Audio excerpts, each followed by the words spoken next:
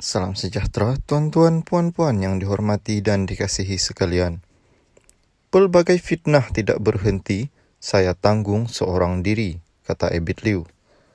Berita sepenuhnya. Pendakwa terkenal Ebit Liu berasa lega kerana kes tuduhan terhadapnya dibawa ke mahkamah setelah setahun menanti. Beliau memberitahu pelbagai fitnah tidak berhenti dilemparkan terhadapnya dan beliau terpaksa menanggungnya seorang diri. Syukur Alhamdulillah sampai ke mahkamah ini. Saya harap mudah-mudahan saya dapat tahu kebenaran. Saya bersyukur akhirnya kes ini sudah sampai ke mahkamah. Mahkamah adalah tempat yang paling tak boleh cakap apa saja. Kena ada bukti. Kalau tak ada bukti, pasti akan ditolak. Ikut hati, saya ada rasa sedih juga sebab kena menanti lagi. Kalau boleh, saya nak teruskan esok sampai habis, tapi bukan saya yang menentukan, katanya. Peguam kami tadi, Ramsing dan lain-lain minta tarik paling awal iaitu November. Tapi pendakwa raya tak dapat pada tarik itu sebab tarik mereka sudah penuh sebab pendakwa raya pun dari Putrajaya juga. Jadi, kami sama-sama setuju pada Disember. Katanya selepas menghadiri sesi perbicaraan tuduhan gangguan seksual di Mahkamah Magistrate hari ini. Menurutnya, jika boleh, beliau mahu menyambung perbicaraan ini besok kerana sudah menanti selama setahun. Bagaimanapun, mahkamah telah memutuskan perbicaraan bersambung Disember, jadi kena tunggu sehingga November. Maka beliau akan meneruskan kerja-kerja dakwa lain kerana itulah rutin kehidupannya.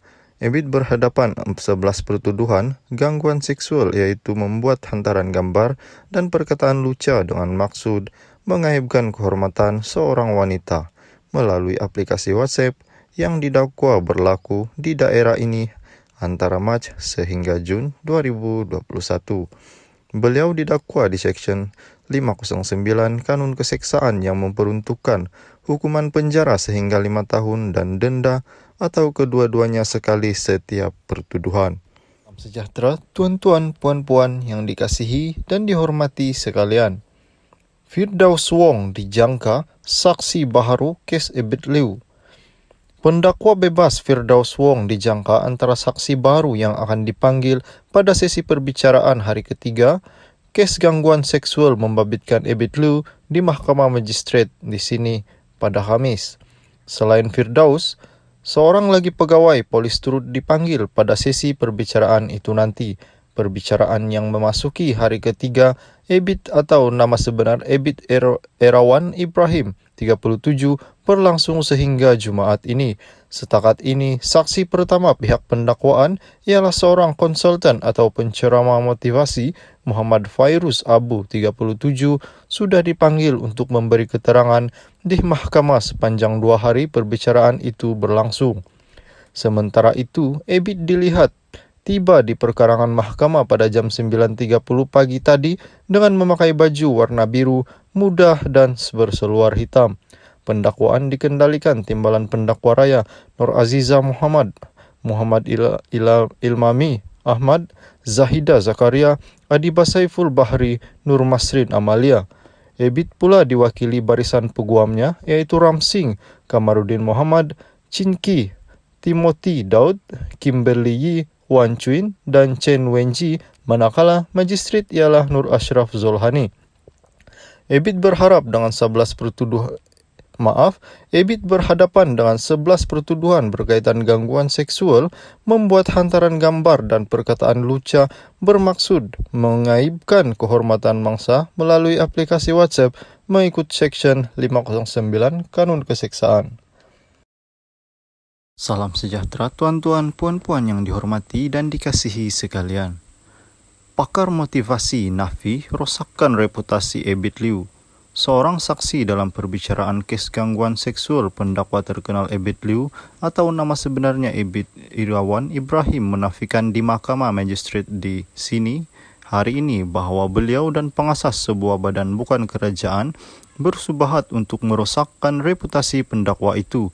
Pakar motivasi Muhammad Fairuz Abu 37 berkata, demikian ketika pemeriksaan balas oleh peguam Ramsing yang mewakili Ebit Liu. kepada cadangan peguam itu bahawa beliau dan pengasas Multicultural Reveated Muslim Firdaus Wong masih menghebahkan isu itu di media sosial. Saksi pendakwaan pertama itu berkata dia tidak berbuat demikian tetapi Wong yang melakukannya. Kata Ram, saya nyatakan kepada anda fakta bahawa melalui isu di media sosial dan mengatur wanita itu ke Bukit Aman untuk membuat laporan polis mengenai tertuduh, kamu dan Firdaus Wong berkomplot untuk merusakkan reputasi tertuduh. Tapi kata Fairuz, saya tidak setuju. Lalu Ram berkata, saya nyatakan kepada anda hakikatnya wanita itu tidak berniat untuk membuat laporan polis terhadap tertuduh. Lalu Muhammad Fairuz berkata, saya tidak setuju. Ram berkata lagi, saya nyatakan kepada anda wanita itu hanya memutuskan untuk membuat laporan polis selepas perbualannya dengan kamu pada 26 Julai 2021. Kata Muhammad Fairuz, saya tidak pasti. Semasa pemeriksaan semula oleh Timbalan Pendakwa Raya Zahida Zakaria, Muhammad Fairuz berkata beliau mengiringi wanita itu dan suaminya untuk membuat laporan polis di Bukit Aman sebagai tanda sokongan dan juga memberi keterangan kepada polis 7 Ogos 2021. Ebet Liu, 37, berdepan 11 pertuduhan antaranya mengaibkan kehormatan seorang wanita berumur 40-an dengan menghantar perkataan lucah ke nombor telefon mangsa melalui aplikasi WhatsApp antara Mac dan Jun tahun lepas. Pendakwaan selebriti itu didakwa mengikut Seksyen 509 Kanun Keseksaan yang membawa hukuman maksimum penjara 5 tahun atau denda atau kedua-duanya jika sabit kesalahan perbicaraan di hadapan Salam sejahtera tuan-tuan, puan-puan yang dihormati dan dikasihi sekalian. Ebit Liu hadir prosiding hari ketiga kes gangguan seksual. Pendakwa terkenal Ebit Liu tiba di Mahkamah Magistrate Tenom sekitar jam 9.30 pagi tadi bagi menghadiri prosiding perbicaraan hari ketiga kes gangguan seksual yang dikaitkan dengan dirinya menaiki sebuah kenderaan pacuan 4 roda Toyota Land Cruiser warna hitam. Ebit yang memakai kemeja biru muda berseluar hitam dan berkopiah putih kelihatan tenang ketika memasuki pintu utama mahkamah. Ebit berhadapan 11 pertuduhan gangguan seksual iaitu membuat hantaran gambar dan perkataan luca dengan maksud mengaibkan kehormatan seorang wanita melalui aplikasi WhatsApp yang didakwa berlaku di daerah Tenom antara Mac hingga Jun 2021. Ekoran itu, Ebit didakwa di bawah Seksyen 509 Kanun Keseksaan. Terdahulu, perbicaraan hari kedua semalam masih melibatkan seorang saksi pertama pendakwaan yang juga pakar motivasi, Muhammad Fairuz Abu.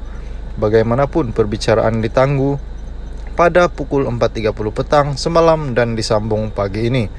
Perbicaraan dilakukan di hadapan Magistrate Nur Ashraf Zolhani dan kes dikendalikan oleh Timbalan Pendakwa Raya Nur Azizah Muhammad, Muhammad Ilmami Ahmad, Zahida Zakaria, Adiba Saiful Bahri dan Nur Masrin Amalia.